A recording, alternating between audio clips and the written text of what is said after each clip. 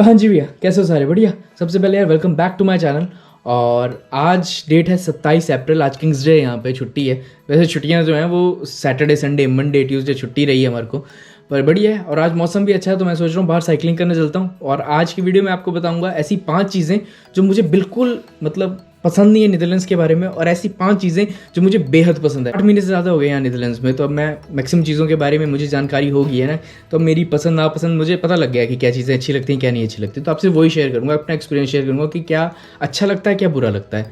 मे भी 5 ना हो, बट ऑलमोस्ट मैं बता दूंगा, जितनी भी होंगी सब बता दूंगा, ठीक है। तो जल्दी जल्दी चलते हैं, साइकिल निकालते हैं और चलते हैं।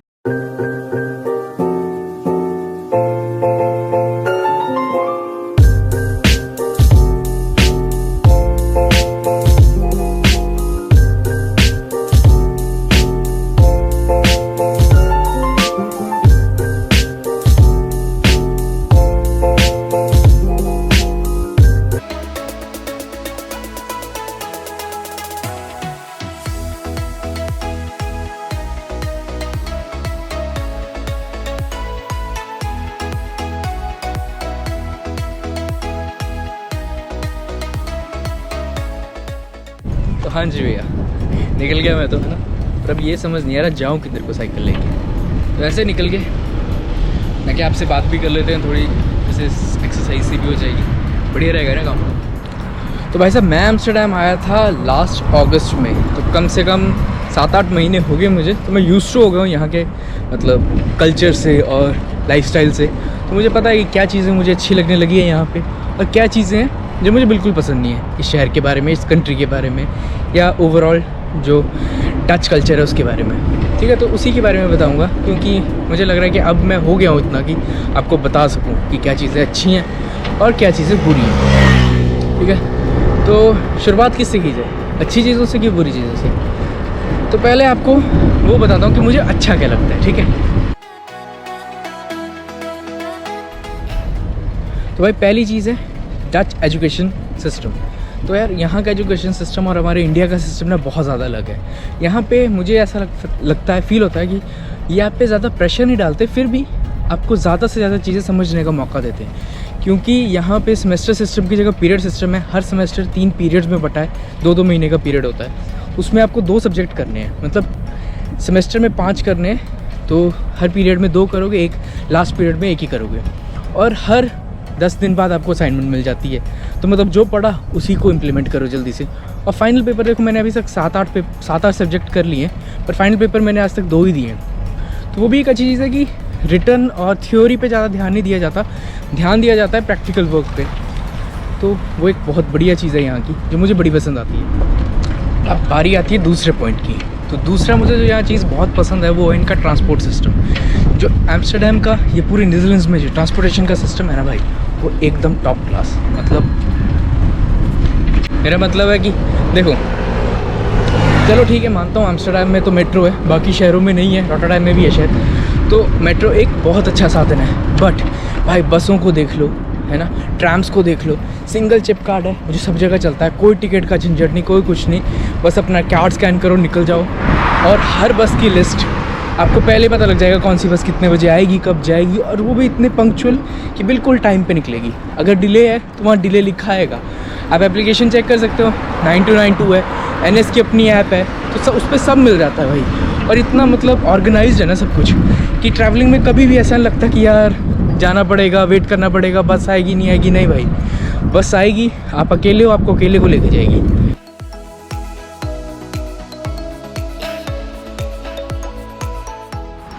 तो भाई साहब, नीदरलैंड्स में ट्रांसपोर्टेशन की बात हो रही है और साइकिलिंग की बात ना हो, साइकिल कल्चर की बात ना हो, तो वो भी जायज़ नहीं है ना। तो भाई तीसरी जो सबसे बढ़िया चीज़ लगती है मुझे इस कंट्री के बारे में, यहाँ का साइकिलिंग कल्चर। तो यार जिसके पास गाड़ी है, जिसके पास कुछ भी है, स्कूटर है, वो कोई भी उस व्हीकल्स पे नहीं चलता, सारे अपनी साइकिल्स लेके चलते हैं। क्यों? क्योंकि यार साइकिल ट्रैक्स इतने अच्छी तरह से बनाए हुए हैं, सब कुछ इतना अच्छा मैनेज किया हुआ है कि लोगों को मज़ा आता है। और दूसरी बात, एक्सरसाइज भी हो जाती है। तो जैसे आपको दिख रहा होगा शायद पीछे मेरे, तो ऐसे रेड कलर के ट्रैक्स पूरी कंट्री में फैले हुए हैं। इससे सबसे बड़ी फ़ायदा ये होता है कि आपको गाड़ियों के साथ नहीं चलना पड़ता, तो एक्सीडेंट के चांसेस भी कम हो जाते हैं। और ये चीज़ ऐसी है जो हम भी अडेप्ट कर सकते हैं अपनी कंट्री में अगर हम चाहें। और मे भी कुछ चीज़ों की वजह से हम नहीं करते हैं, बट ये मुझे बहुत बढ़िया चीज़ लगती है यहाँ के बारे में।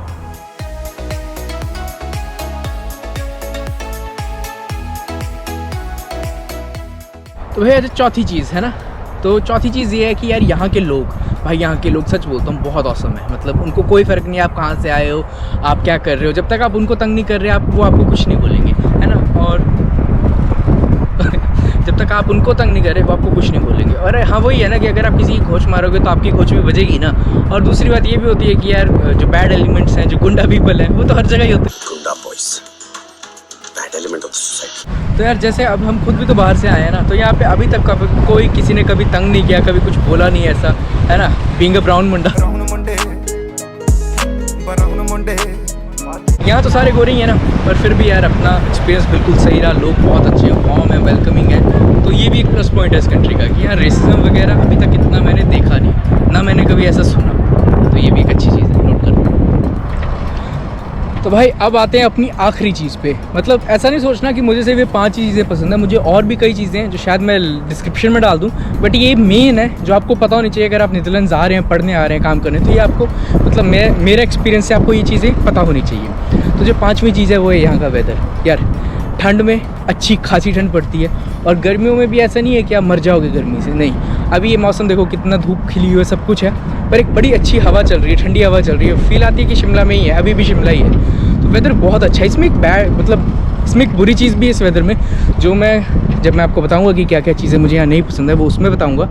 तो पर ओवरऑल देखो तो वेदर काफ़ी सही है, ठीक है। तो यहीं पे एक पहला सेगमेंट जिसमें आपको 5 मैंने अच्छी चीज़ें बतानी थी वो मैं ख़त्म करता हूँ, और अब कोई जगह ढूंढते हैं बैठने के लिए, और वहाँ बैठ के आपको बताते हैं 5 चीज़ें जो मेरे को यहाँ पे बिल्कुल भी नहीं पसंद। सच बोल रहा हूँ, बहुत बेकार चीज़ें हैं वो, सुनना।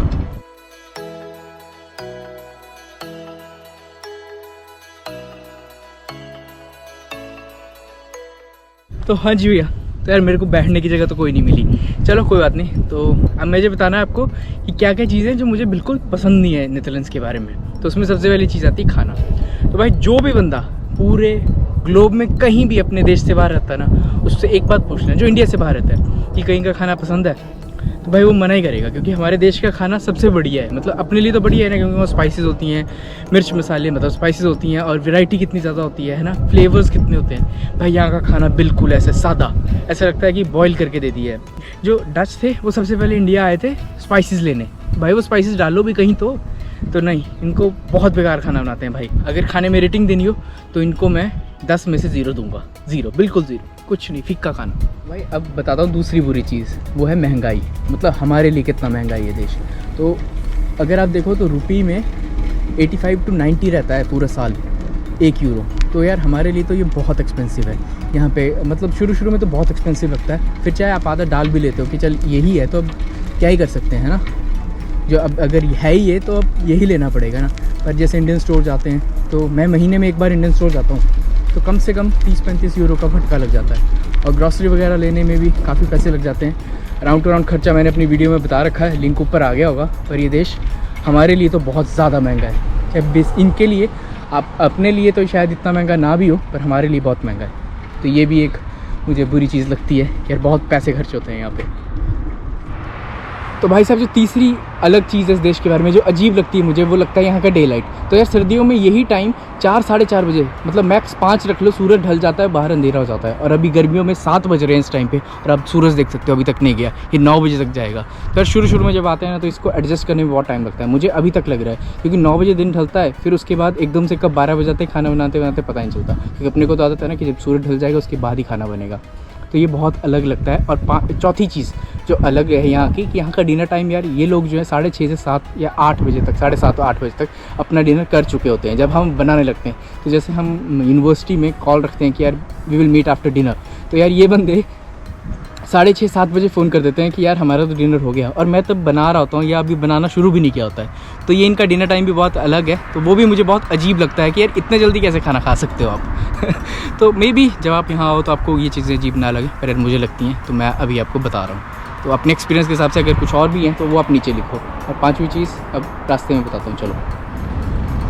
तो यार आखिरी चीज़ जो मुझे आपको बतानी है, जो मुझे बहुत मतलब खटकती है ये चीज़, कि यार जब हम इंडिया से आ रहे होते हैं या हम यूट्यूब पे वीडियोस देखते हैं, या लोग भी बताते हैं, तो वो बोलते हैं कि यहाँ पे यार लैंग्वेज बैरियर नहीं है, पर यार ये बहुत झूठ है। अगर आपको डच आती है तो आप इस सोसाइटी में काफ़ी अच्छी तरह से ढल जाते हैं, और चाहे मानो ना मानो सभी लोग इंग्लिश बोलते हैं, बहुत बढ़िया इंग्लिश बोलते हैं, पर यार जो सुपर मार्केट्स हैं, है ना, एक मिनट रुको, रोड क्रॉस कर लेते हैं। पर यार जो यहाँ की सुपर मार्केट्स हैं या नॉर्मल मार्केट्स हैं, वहाँ पे जो चीज़ों के नाम होते हैं या फिर साइन बोर्ड जो होते हैं या जो मेल आती है आपको, लेटर्स आते हैं, वो सब डच में होते हैं। तो यार एक लैंग्वेज बैरियर तो है। तो ये बोलने की बात है कि यार नीदरलैंड्स में लैंग्वेज बैरियर नहीं है। डच यहाँ पे बहुत ज़्यादा स्ट्रॉन्ग लैंग्वेज है और सभी लोग डच बोलते हैं। तो अगर आपको भी डच आती है, जैसे मुझे नहीं आती, मुझे बहुत कम आती है, जैसे कुछ वर्ड्स मैं पहचान लेता हूँ, कुछ वर्ड्स मुझे पता है तो वो मैं समझ जाता हूँ, पर अगर वैसे मुझे नहीं आती तो ये दिक्कत की बात तो है। देखो, और लोग बोलते हैं कि यार यहाँ नीदरलैंड्स आ जाओ और कोई लैंग्वेज बैरियर नहीं है। यार ये बहुत बड़ा झूठ है। लैंग्वेज बैरियर है यहाँ, कम है पर है।